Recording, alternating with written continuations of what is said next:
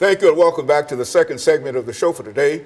We're talking to Dr. EKSanford from Tennessee State University, and he's talking about the impact of social structures on voting patterns, giving us quite a bit of information in reference to the importance of social structures and social institutions. And so, Dr. Sanford, let's see if we can pick up where we left off the last time, and just give you free rein to speak to some of the issues that we're dealing with this morning. Okay. I'm sure all of our audience, and every year, July the 4th, we always have a great celebration of the Declarations of Independence, where the quote was, "We with life, liberty, and the pursuit of happiness." And we all felt that we had that in 1776. But when you look at it historically, you're talking about 176 years of chattel enslavement up to that time of the Declaration of Independence. And when they talked about we the people, it didn't have anything to do with that group of people who were enslaved. So when that whole notion of the truths that all men are created equal, they weren't talking about that group of enslaved people, nor women that were there, but those property owners that had moved from other countries to here. So I want to try to bring that into focus to say by 1863, with the Emancipation Proclamation, the Civil War is over in 1865. Then the 13th Amendment that freed that group of people over 244 years of enslavement. 14th Amendment gave citizenship, and then the 15th Amendment to our topic today was the right to vote.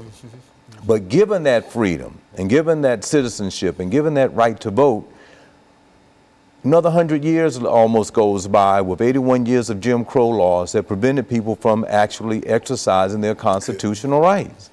And so many people today, I want us to stress today on the program, that it is a privilege and an obligation for us to participate in the process of bringing about change. And we just so happen to be within a particular year of voting for the next president of the United States, as well as other people out the country. And it's important for everybody to be registered to vote and to vote. Because there were certain time periods where people had to fight. When Dr. Martin Luther King wrote one of his speeches in 1965, he said 100 years later, from 1865, with their constitutional right to vote, that people still did not have the right. So today we have to know that we have to be a part of that process and to do everything that we can do to go out and vote. Especially, Dr. Sanford, when you recognize that even though we do have the right to vote everywhere, that there are still conspiracies and people who are banding together in order to keep people from exercising the right to vote. Instead of trying to encourage people to vote, they are trying to keep people away from the suffrage. Oh yeah, absolutely. They're in certain areas, they've gotten very strategic in doing it by possibly bringing certain neighborhoods into other neighborhoods so they know if people do vote that their vote will not be a real count in the entire process, so that they cannot win that particular district. So that has been one of the strategic things that have been going on. And also, people just need to get fired up and wanting to vote as they turn 18 years old, 19 years old, and 20 years old. There could be a large amount of apathy that is within our culture. One of those social structures I talked about was mass media, postmodernist age of using and texting and Facebook, and you feel that you're connected that way and not connected to the society as a citizen. So we need to be very conscious and aware that we need to be educated, need parents to be involved, the institution of religion to be involved, so people will be aware and have the knowledge and the power to know they need to go and fulfill that obligation as well as that privilege. Because so many people struggled and died for the right to vote. And now, there have been many films that have been out there. If you're in undergraduate school or in history classes, you know of that struggle of people being discriminated against.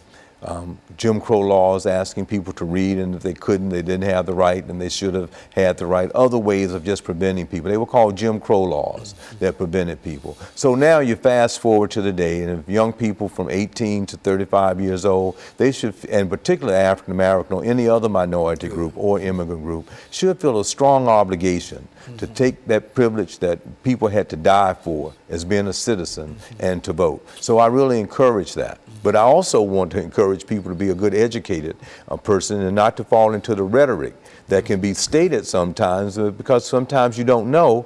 Educated people will use informed information to encourage people to vote a certain way. So we need to be very, very aware of what the issues are.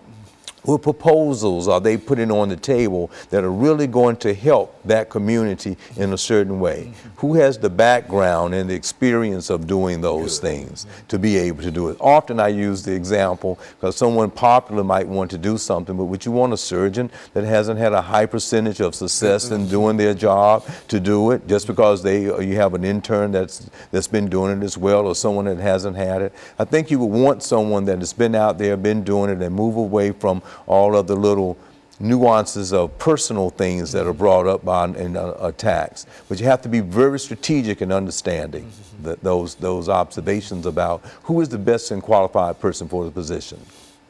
And who can, in a real sense, achieve some of the things that they are talking about being able to achieve. I think that's very, very important. Yeah, that's a very important one. And so, in a real sense, Dr. Sanford, what you're saying, and I think we've said it time and time again, is that the suffrage is so important that those individuals who will counsel other folks not to participate, who they themselves might not participate, really are doing a disservice and helping to undermine things. Is that what we're saying? That's exactly what we're saying. Because if you're not a part of the solution, then you're being a part of the problem. So it's very important that people understand that. For instance, when you look at the disparities in African American incarceration rates, the reason I have the topic of social structure, law, politics, government, economics, family, the breakdown in the family, the breakdown in economics, breakdown in religion, you find more people disproportionate in African American males being in prison.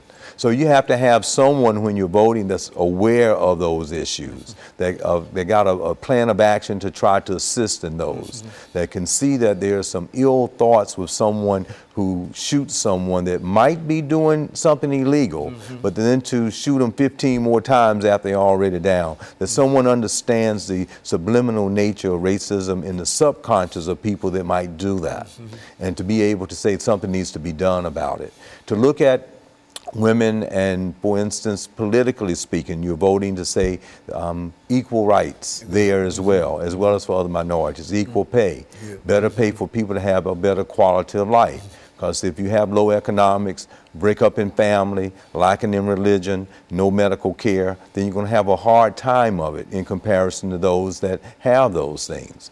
And those that have those things need to have a sensitivity to those who don't. And those who don't need to be voting and know they need to vote for people that are going to be sensitive to their Okay, so what we'll plight. do, we'll take this final commercial break, and then we'll be back with our audience following this short commercial break.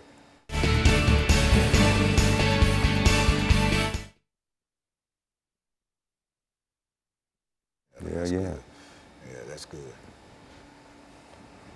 So we got 10 more minutes. And, Okay, so this is the closing right now? Yeah, this is the All right. last segment, 10 minutes. On this. So you've given us some excellent information. You always do. I appreciate it. People just